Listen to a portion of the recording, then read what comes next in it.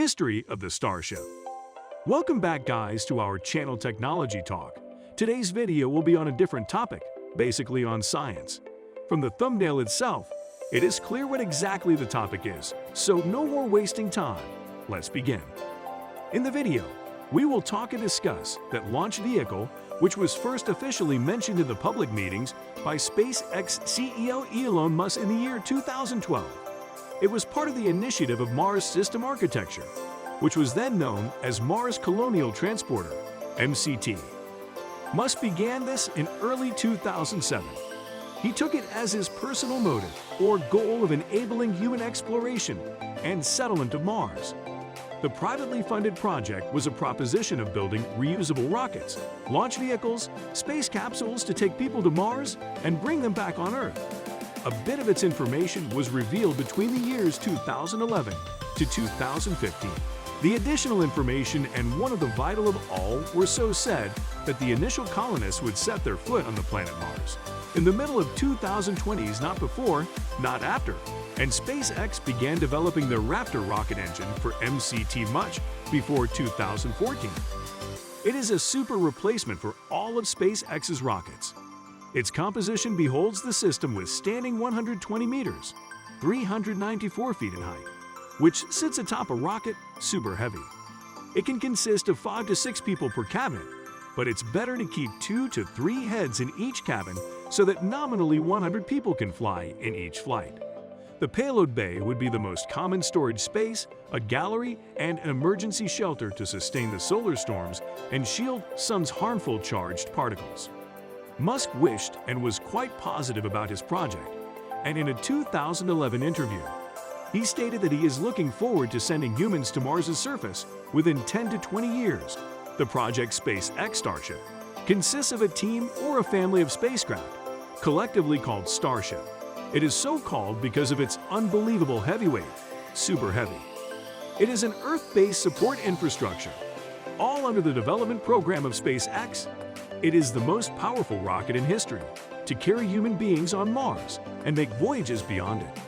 Its engine is fueled by liquid oxygen and methane, which is a more common substance than normal rocket fuel, keeping the aim in mind to carry people from Mars to homes and depots along the way. The choice of this fuel was made to create plenty of thrusts. The SpaceX founder says the CH-4 will be synthesized from the surface of the red planet and its atmospheric carbon dioxide using the chemical process Sabater reaction. The return journey from Mars to our home planet and its refueling will make the journey both feasible and cost-effective. Starship is actually the face of CEO Elon Musk's grand and efficient dream to turn into reality, bringing a multi-planetary era. He is much more confident about this ambition and said it would be Falcon 9 and Falcon Heavy. SpaceX has also spoken about how Starship is designed for full reusability. This process will help to bring down the prices and help the commercial customers pay less for launching a satellite. It also significantly clears the mechanism that its hardware parts won't be discarded into any water bodies or allowed to burn out. It can be refurbished and flown again, reducing the cost of the whole enterprise. Sending thousands of people to Mars to colonize will definitely require enough rockets. Starship itself requires 7 engines, with a further 31 of its boosters, alongside a high output, is a necessity to meet up the goal, coming to the point at the launch site. This carries a question mark, as its previous launches have used bases in Florida and California. Still, SpaceX has expressed its interest in its own launch site in Texas for Starship missions. So far, one thing we can make sure of is that Starship's first mission will be different from every other one and be beyond something. This also significantly suggests that it will be unlike the Falcon 9 launches that once became almost like a routine for SpaceX, similar to Telstar and Iridium missions.